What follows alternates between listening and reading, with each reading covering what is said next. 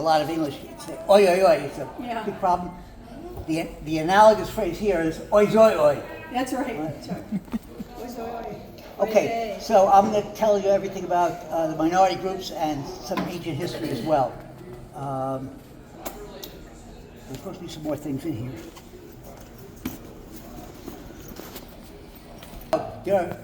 Vietnam has 54 ethnic groups, and actually up till recently I had a gallery called 54 Traditions, now run by my business partner.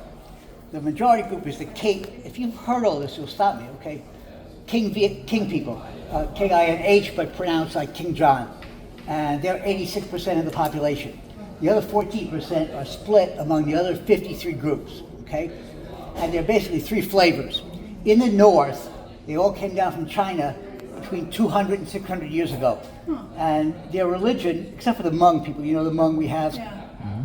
The Hmong are they're animists, you know, they're spirits in the rocks and things like that. Everybody else is Taoist, old Chinese religion, with bits of Buddhism and other things mixed in.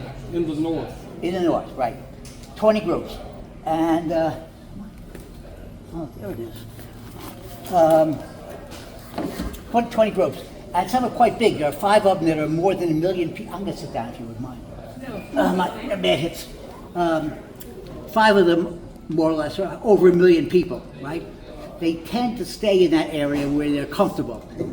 Many have learned to speak Vietnamese language.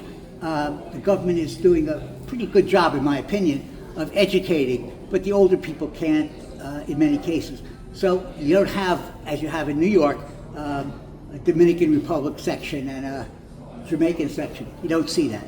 There are some people here, but it's not a real big group. I'm sorry, who are the animists in the north here? The Hmong people.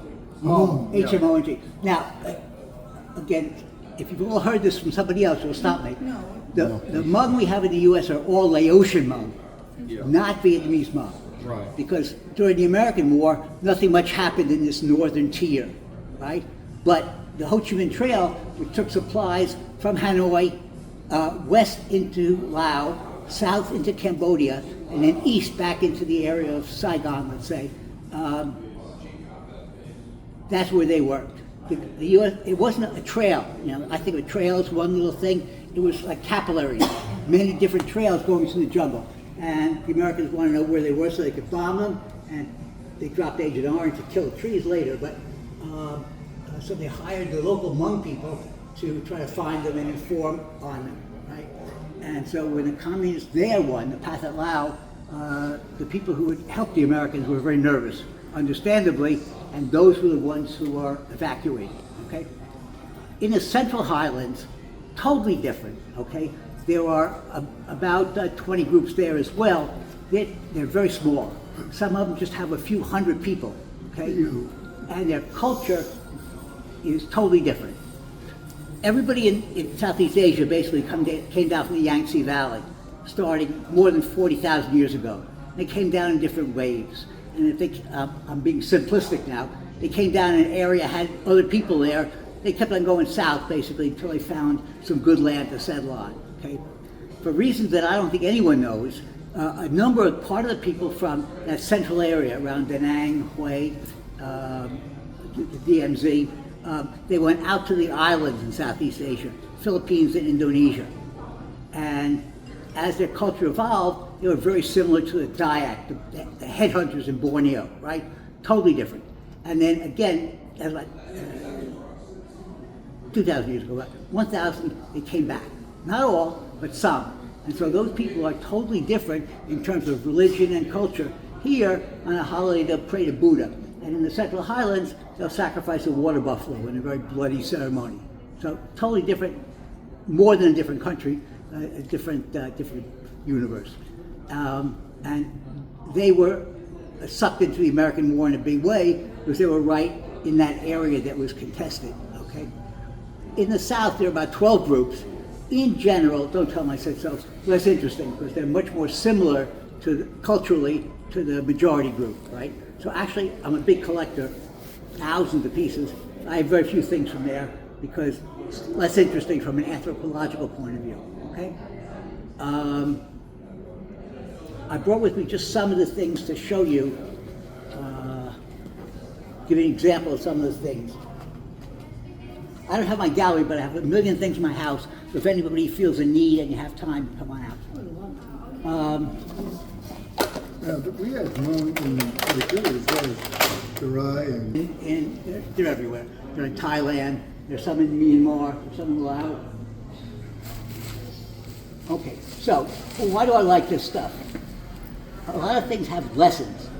This is one of my favorite kinds of things.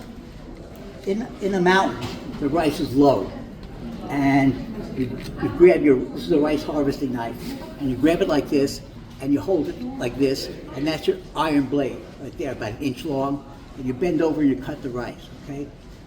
You don't need anything fancy. That's probably, it's a little hard sometimes, a rooster. Almost all of these, they carve in an animal shape. There are about 20 different ones. It doesn't make you work any faster. If you just want something beautiful in your lives, you spend a lot of time choosing that blouse over 20 others, right? You like the way it looks. So I like that. And they don't consider it art, certainly, but I do. And I designed this little mount for them. Oh, wow. Now, listen very carefully. There will not be a quiz, but this is an important fact. In the South, mostly they use wet cultivation, wet rice. And you've seen it in the pictures, in water. In many places, up in the mountains mostly, but not all, they use dry rice cultivation. Anyone know the reason why? They choose one versus the other? get 2 crops. Almost. Get twice as much yield. If you have wet cultivation, it's backbreaking work. You have an area maybe as big as this area, and you plant your rice seeds, and they grow. And it's right in your backyard. And they're really dense, and you can take good care of them, make sure they're in good shape. Then when they get to be, let's say, 8 inches tall, you take the field and you plow it, right? And now all the weeds and all the bugs are under the ground. And then you flood it so that it's under the water as well. So the bugs drown and the weeds can't get any sunlight. And then, let's say the water is 6 inches, and then you plant your rice so it sticks up and they grow much better. So per acre, per hectare, you get twice as much yield, okay? But again, it's backbreaking. If you have a lot of land, then you use dry rice, so you get half as much per acre, but you got a lot of acres, so it's not a problem. But especially when you get a little bit of modern healthcare, all of a sudden, instead of having 4 people in your family, you got 10, because half your kids didn't die in childhood, and they have a lot of kids, right?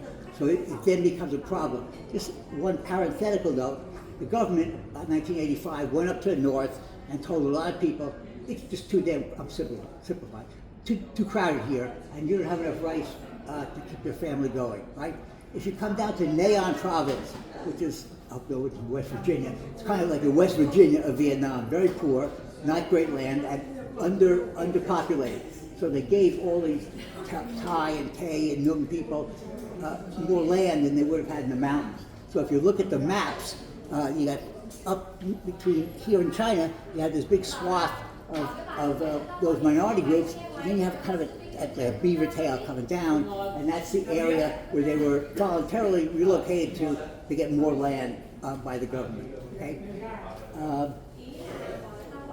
The King people, the majority group, didn't come here later. They were the indigenous group. It's not like the Americas, where the indigenous groups, the majority group now came later, right? So the King were here before. They've been fighting with the Chinese and other kingdoms around for all that time. The first big culture here, Bronze Age culture, is called Dongsun, the name of the town where they first found their artifacts. Okay? The Bronze Age is a big deal. All over the world, you have the same sequence of cultures, right? That the Old Stone Age, the Middle Stone Age, the New Stone Age, sometimes a tiny bit of Copper Age, Copper Stone Age. Copper is very soft. You can't replace a lot of tools with copper, right? Then someone invents bronze, right? And bronze can be made very sharp. So then the Bronze Age is big. And over time, they'll eliminate all the stone tools because they just work better. And it might take you 4 days or a week, I don't know, to make a stone tool. It takes you 20 minutes to make a bronze tool. You get a mold and you just pour, right? So this is one of the bronze tools, and I think they're really elegant. It's 2,000 years old. Oh my gosh. I taught a Vietnamese jeweler to make the bases, so that's what that is. And this one doesn't, but a lot of them have decoration on them. Same thing. You don't cut a tree down faster with a beautiful design on it, but they just like it that way.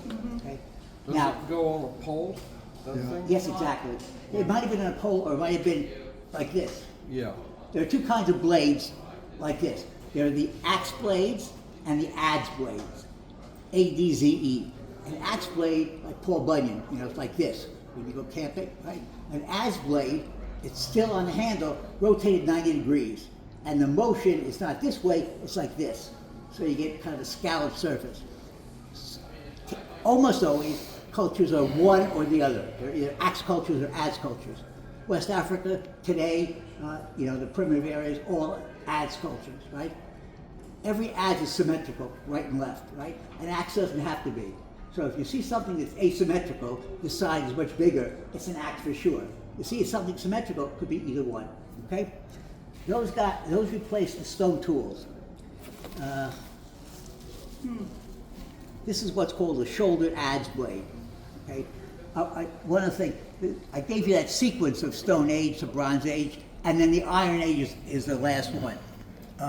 But they start very different times. The Bronze Age in Mesopotamia, Iraq, and that area started 8,000 years ago. China, about 5. Here, about 3,000 years ago, right? But the sequence is always the same, okay? The Iron Age is always the last because it takes a higher temperature to get iron out of its ore, right? So in my mind's eye, I can see someone inventing iron. Again, simplifying it. He's making bronze, right? He's cooking it up, and he's got a heavy date, so he wants to get done fast. So he starts blowing on it, and that didn't work.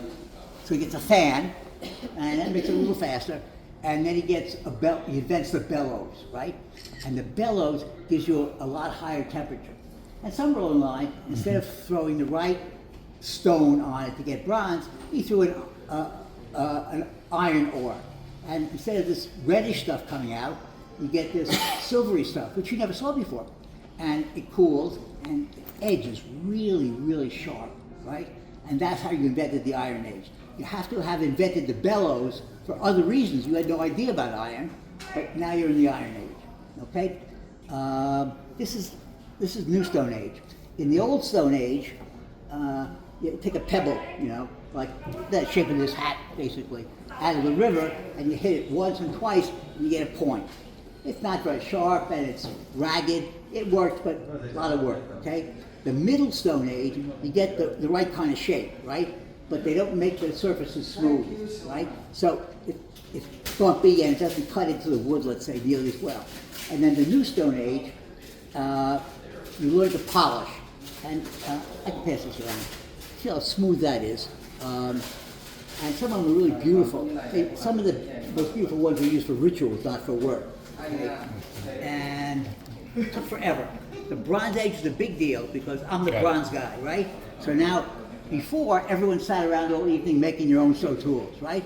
Now, I'll make everyone's tools, and you can become a poet, and you can become a roofing specialist, and it allows for specialization in a society, which is a big deal, okay? Where's the stone go? He's taking a picture. Go ahead. I'll do it back here. So, this is what's called a shouldered adze, right?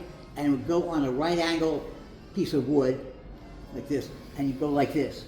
And that's how you smooth the surface of a plank.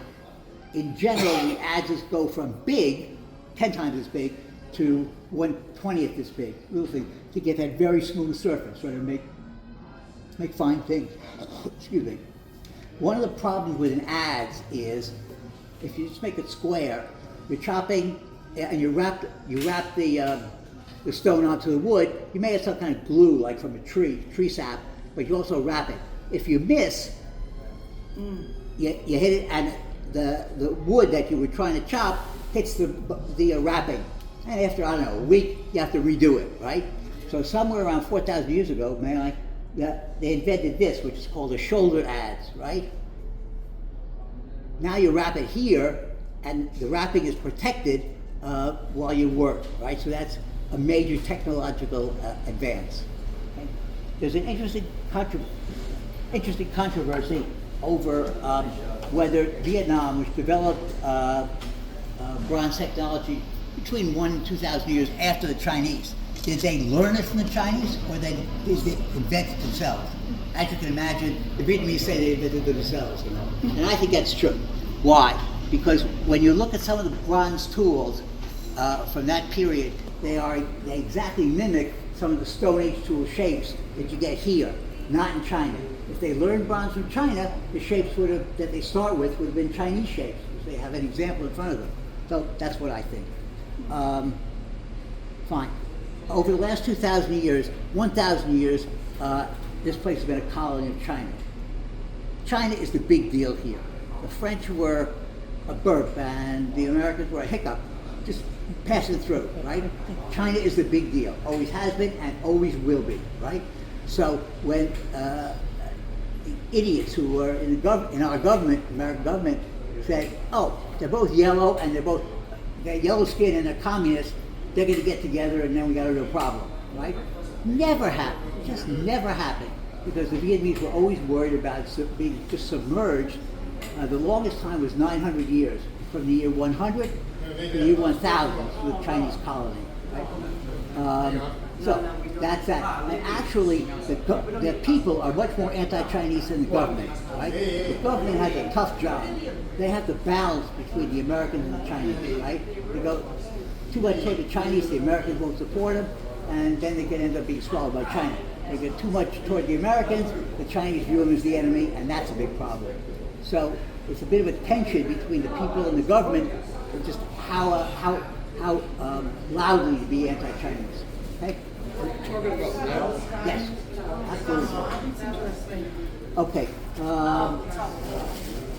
I'll show you a couple of things, the reason that I like these things. You know, you get the textiles and they're nice.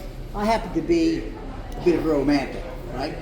If you're in the mountains and you girl, I'm in love with you, and yeah, and there are a lot of different things, but one of the people, the Nung people, N-U-N-G, one of the 2 or 3 biggest tribes in the north, have a romantic tradition that no one else has. They're like the French of the mountains. They have baskets, one shaped like a man, you know, in penis, and the other a breast, right? And they're always painted yellow with decoration of a different color. On the inside, the man writes little love notes and poems and all. Sometimes, 100 words on the inside, and no one can see that but you, okay? In the round basket, you get needles and thimbles, and in the long one, you get thread, right? And I give it to you, and you kind of like me, so you accept the gift, and then you take a shirt, like this, and embroider it. I love you, never forget me, birds, flowers, and now people will know that at least we're getting close, right?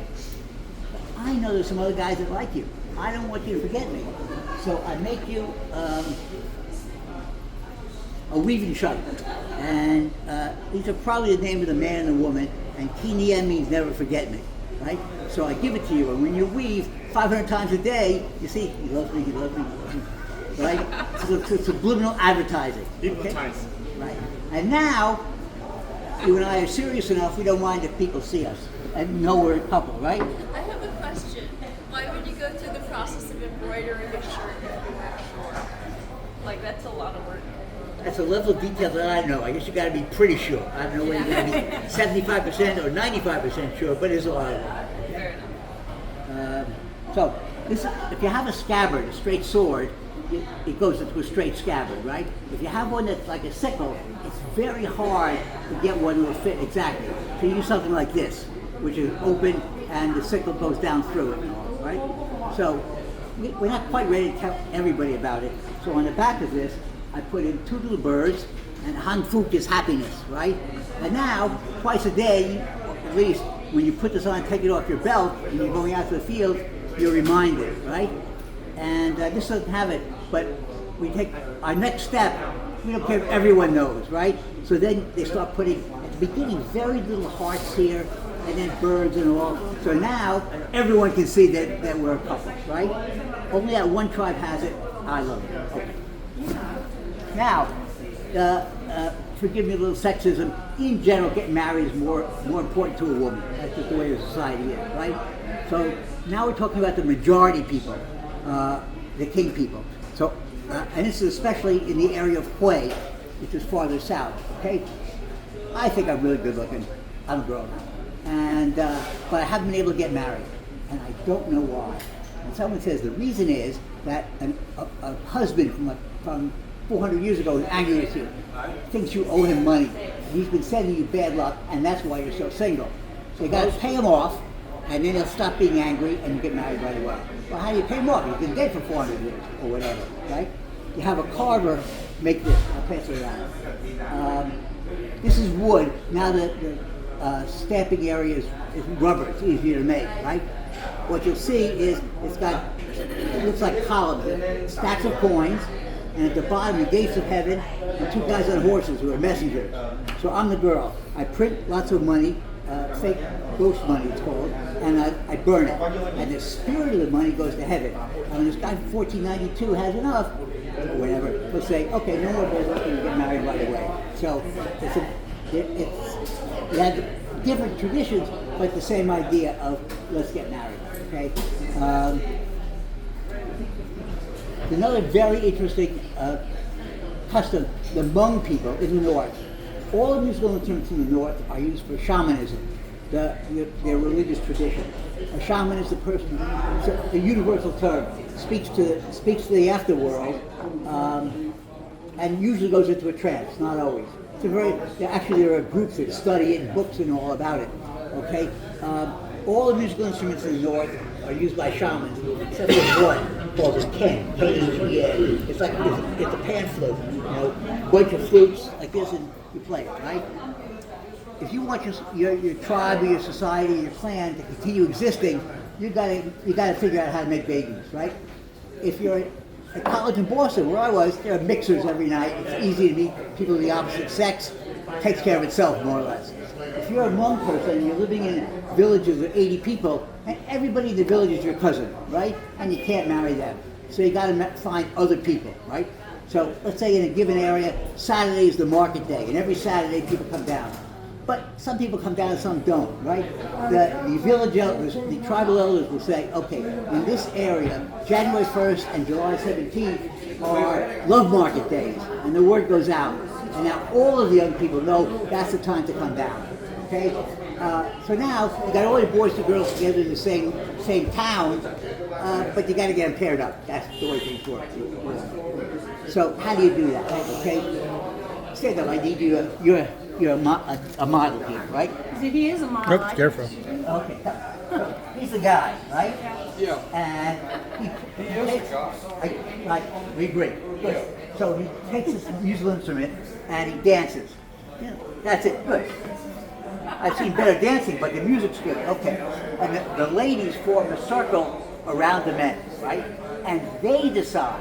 I think can't dance worth a dime, but he's really good looking. That's the guy I want, right?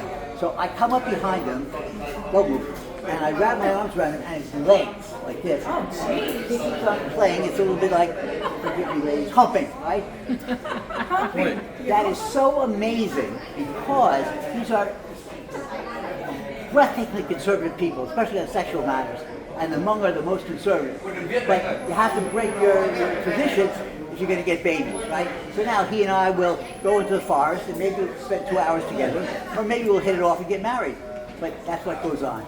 That fast. That fast. Well, that's chemistry, right? Chemistry. All What right. happens after 2 hours and you go back to the group? And hopefully no one's pregnant, but that's another, I don't know the details. Okay. Two other things I think.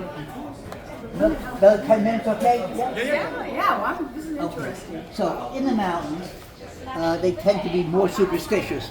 Tribal people are, because there's a lot of stuff in this world they don't understand. So you come up with an explanation for it, right? And now I'm generalizing. Not every group, it's not every person. They think there are bad spirits that fly around over the villages, and they look down. If they see a baby or a young child, up to about 3, it varies. They drop down out of the sky and take part of its soul. And now that baby's going to be sick with its whole life. You don't want that to happen to your baby. So you make the baby a hat. This is one group, but every group has their own. That looks like a flower. Trust me, a flower. And so that the idea is the transfers fly over and look down and say, "There's a lot of flowers here, no kids. Let's go on to the next village," right? And you put this on the baby's head. Yeah. Now it's interesting because almost always the adult men and women do not wear hats, right? This is just for bad spirit protection, right? And then once they get to be 3, they don't need it, right? But it's universal, almost universal, in that all groups, they all have their own style, but it always supposed to look like a flower. So is it, consecrated or blessed or something like that before they put the hat on, or just make it? Good question, and I have to admit I don't know the answer to that.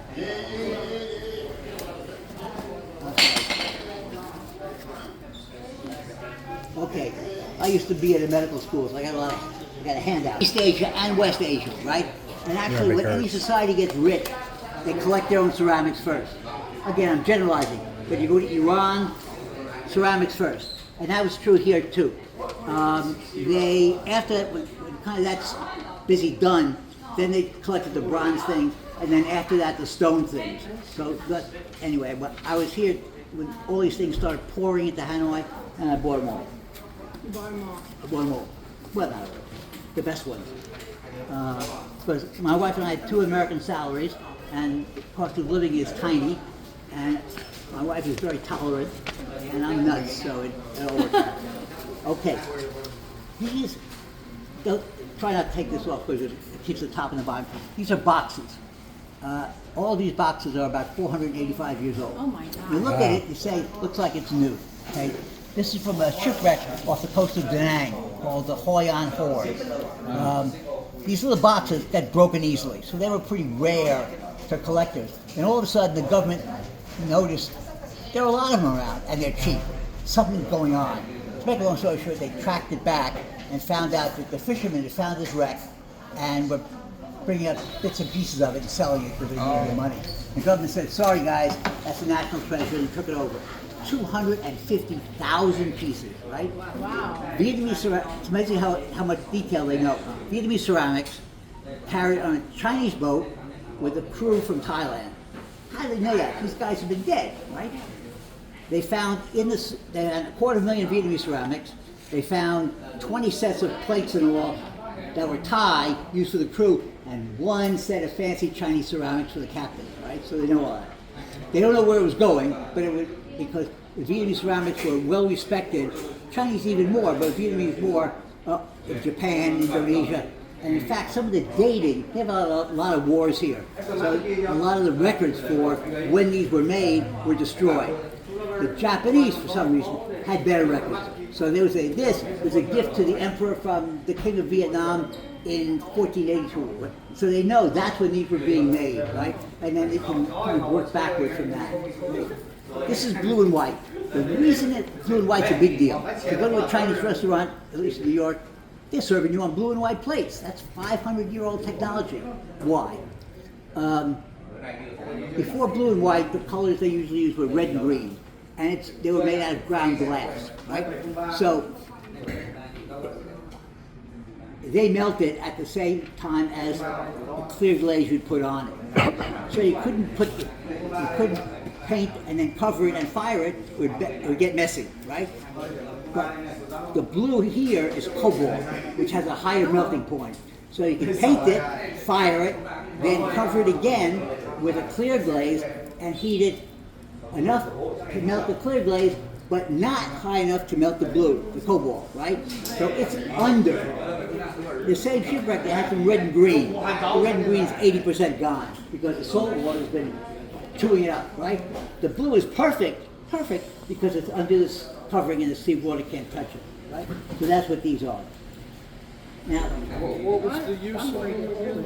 they think either oil or medicines or little jewels. They don't really know because they were all on the way to being used. They weren't being used. If you find something in the village context, you can check the residue on the bottom to see whether it was a perfume or food or whatever. But they don't know.